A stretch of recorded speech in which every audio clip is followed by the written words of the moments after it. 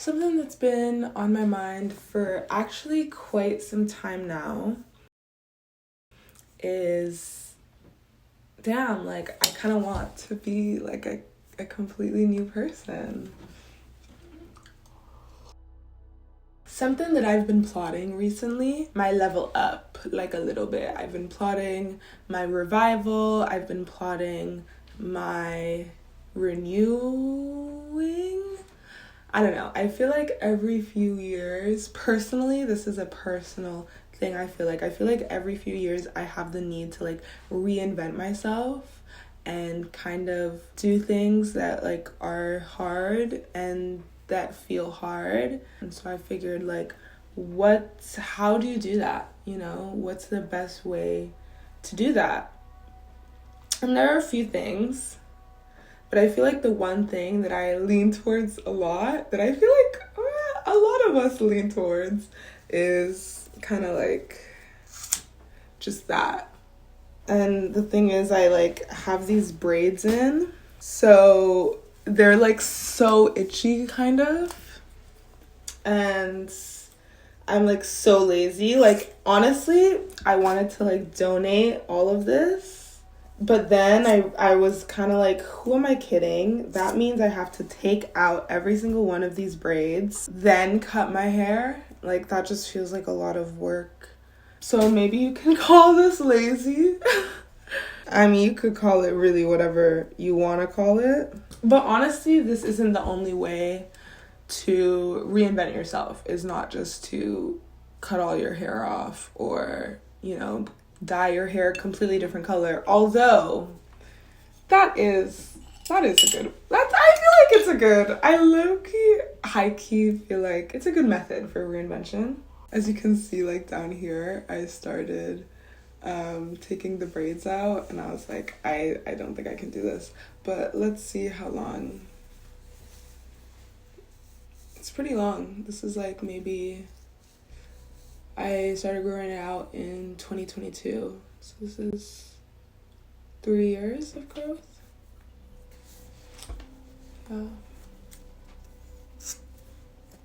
And it's crazy. I don't really feel as connected to it as I feel like maybe one day I was. I will miss my fro. I feel like the first way to really reinvent yourself is to start on the outside. I mean, obviously, one of our biggest connections to who we are and who we see other people are is this body, is this vessel that we were born in, whether we chose it or not, whatever. But this vessel that we take shape in, we feel such a connection to it. And, you know, we like to criticize it. We like to nitpick it. Look at all the ways that it's not good enough or not, you know, in our ideal vision of our head for what we want our life to be or to look like. We have this vision of like, my skin needs to be cleared. I need to have minimal scarring. I need to have a perfect shape, like whatever. I feel like a lot of the time we get so attached to our form, to our vessel, that we can't really go much deeper than that because, you know, there's so much preoccupying our minds of what we're not satisfied with. And I feel like the number one way to reinvent ourselves is to really just detach from our bodies and from our vessels. And that doesn't mean, you know, it's a permanent detachment, but no, it's like, no, we're detaching because it's just a body. It's just hair. It's just a number. It's just, if life is as meaningful as we make it out to be, then it's not really about what I can see or what others can see. It's not about what we wear. It's not about how we do our makeup or if we do our makeup. Not to say that those things are not valid expressions of how we feel, or how we want to express ourselves, they're beautiful ways of expression and beautiful ways that we can connect to our creativity, but that doesn't mean that that is all that we are.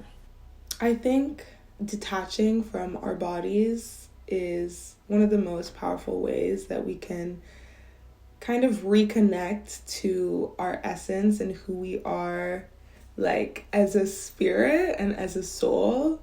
Because in reality, like, our bodies are just this container with which we were born and which we live, but it's not really who we are. And we know this, like, we know that we're not really our bodies. And you could cut each body part off limb by limb and I'll still be here, you know? So I'm not really my body. I'm something much more than that. And maybe, you know, maybe we're not meant to fully comprehend it in this lifetime. What's super powerful though is when we detach from our body and we stop spending so much time caring so much about those superficial surface level things. When we stop putting energy into that, then we have so much energy to put into other things and really understanding the essence of like who we are when nobody can even see us, you know? What type of person am I when what I look like is the least significant thing about me, either to myself or to other people. When we place less of an importance on our outer appearance, we have way more energy and ability to really look past and look inwards, not just for ourselves, but for others, and to see others beyond their vessels as well. How much more free would we be in the world? How much more genuine would all of our thoughts and experiences be? So I do feel like hair is a big part of that, because hair, you know, it comes from our crown. It comes from the top of our heads. You know, that's a key element, a key part of our evolutionary like jump, is when we started standing up straight and, you know, having our head to the sky. If you believe in chakras, it's what connects us to the rest of the universe, to the sky, to everything above us, right?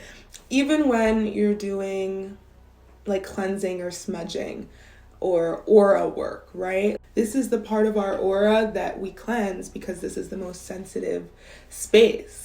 Even when you have your hair out, you know, the wind blows and all of a sudden you know what direction the wind is blowing. Someone walks past you and all of a sudden you know that someone's getting really, really close to you because you feel the hairs. You feel the hairs and it's giving you information. Our crown, our hair sends us so much information without us even like really having to process it at the front of our head. We know instinctively. We get all this information instinctively just from our hair, right?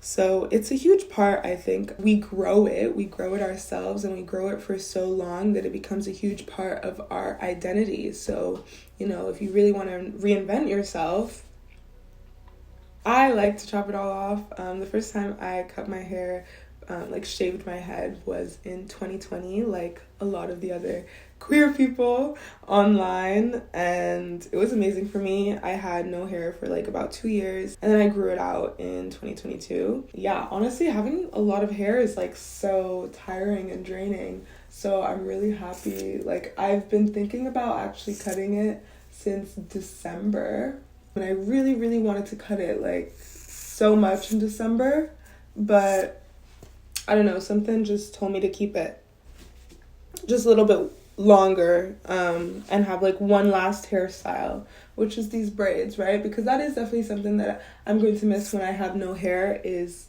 all the hairstyles that I can do. Theoretically, it's going to give me more time to do other things. Anyways, not important. It just feels right. And I'm getting pretty tired of my braids and of long hair, so I think it feels even more right. I think also changing your hair up to something that maybe scares you or something that you never thought you would do before also shows you a lot and just teaches you a lot about what we think will suit us or what we think will look good on us. Because once you forget about that factor, it's like you remember that you're just a head. Like, you're not just a head. You're not just your hair. Doing something drastic with your look, whether that's cutting all your hair off or dyeing it a completely different color, whatever that means to you, that's pushing yourself out of your comfort zone and challenging you to think about, you know, more than just the importance of your aesthetic. Let's say you don't want to do anything super drastic. That's fine. That's okay. Another thing that I did when I first decided that I wanted to detach from my physical whatever form, and this was back in 2019, and I got this idea from Beyonce. Actually, she says in a music video, abstain from looking in mirrors, abstain from looking at yourself, abstain from dissecting ourselves, you know. Showed me a lot. I think I did it for like a month or something, and it was actually really challenging, and it showed me a lot about, you know, my instincts that I may have, that, and like reprogramming that in a way. Anyways, I hope that made sense. I'm really practicing my communication skills, and yeah, I hope you got something from that video. Let me know if you have any more video ideas for me to do. I have a bunch, but let me know what you want to see. I'm really excited to continue this journey, and hopefully I'll see you very soon.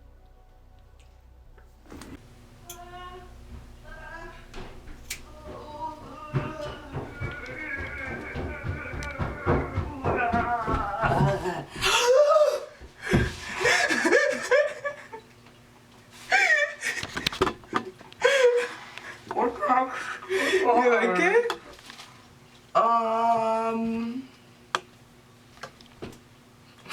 You like it?